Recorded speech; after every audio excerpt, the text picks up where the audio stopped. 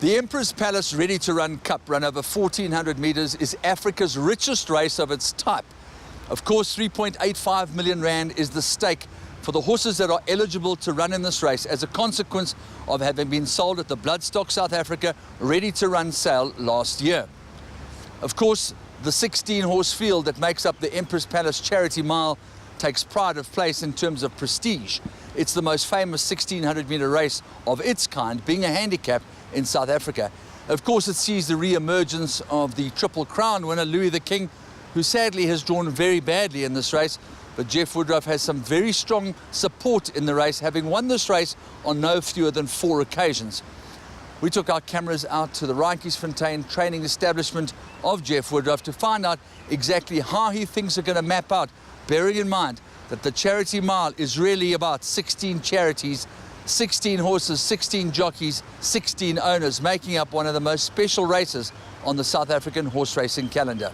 Obviously, this is the early part of his mission for the Sansui Summer Cup. You've got to start him somewhere, and it'll be really good to see the champ back on the track, Guff. Yeah, I must say, you know, he's come well, Andy. All the inoculations are done, and hopefully by the time he starts again, we'll be racing on a good, good surface, so with a stand-side track.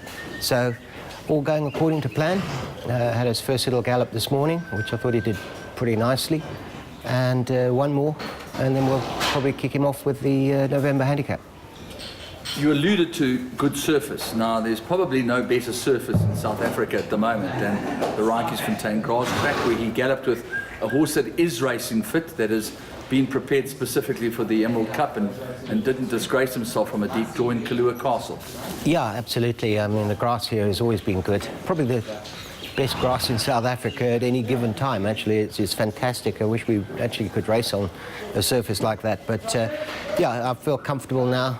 Put the horses out. You know, it's the firmness has gone out of the grass, even though we haven't had much rain. Just the irrigations soften things up. So yeah, we've got no excuses from a work perspective. Everything's on track, and the horses are getting fit.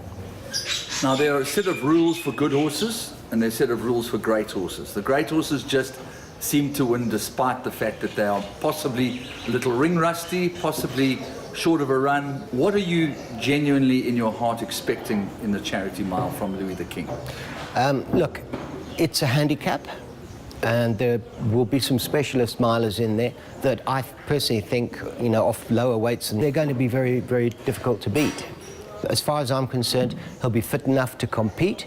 He definitely won't be drilled into the race as though it's his main mission, because it's not. That comes 4 weeks later with the Summer Cup, which I think would be his ideal track and trip.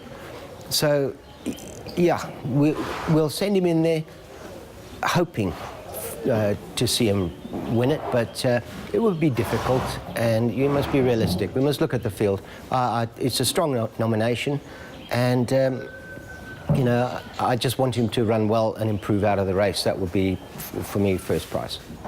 I think it just comes at the right time of the year, perhaps. It's a lovely race to win, but it's not the main prize in the spring season.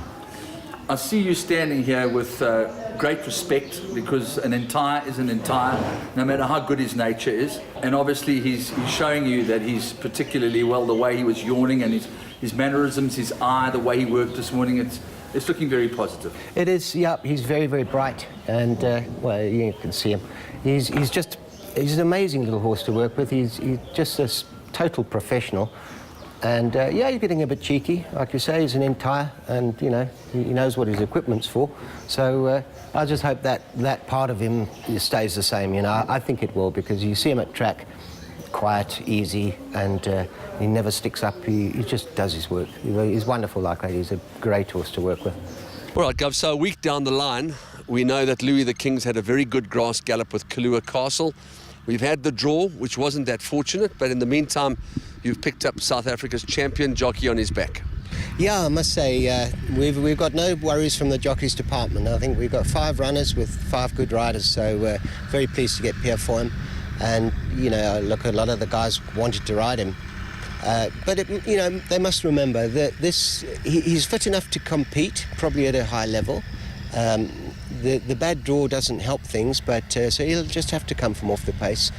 But it is a prep for the Summer Cup, so he won't be at his very best. I hope he is by the end of the month, but not quite yet.